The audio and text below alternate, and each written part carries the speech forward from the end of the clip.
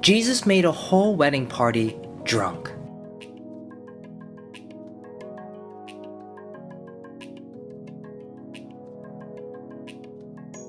In John chapter 2, we see the story of Jesus' first miracle. And this miracle was that he turned water into wine. Now, some argue that this is not fermented or it could be fermented. But if it's in the context of where they are now, if it was late autumn, it could quite possibly be fresh grape juice. But this video is not arguing whether it is fermented or not fermented. What I want to pay attention to is the response of the master of the feast. Let's pay attention to what happens when Jesus offers the wine to the master of the feast. Verse 8, "And he said to them, 'Draw some out now and take it to the master of the feast.' And they took it. When the master of the feast had tasted the water that was made wine, and did not know where it came from, but the servants who had drawn the water knew, the master of the feast called the bridegroom."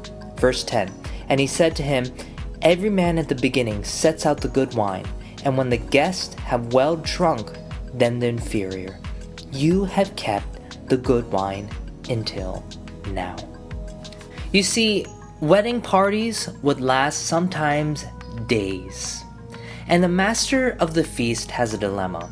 He has to provide food, and he has to also provide drink to all that are invited to the party, which is oftentimes the whole community. The typical thing to do would be to give the good wine first, to get them well accustomed to the good wine and possibly stimulate their senses to the point where it's possibly overstimulated that they wouldn't even notice that what they're drinking towards the end is a cheap, inferior wine. But Jesus does the opposite.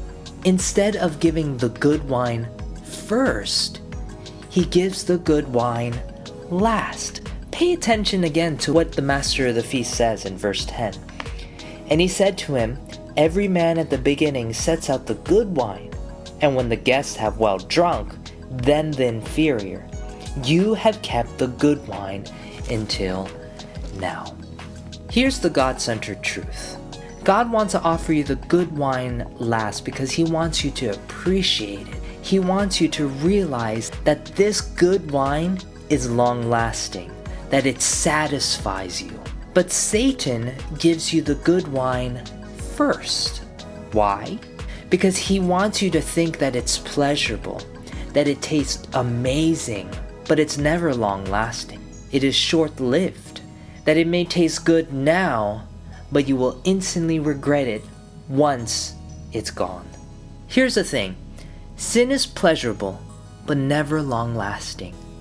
You instantly feel regret once you have partaken in sin.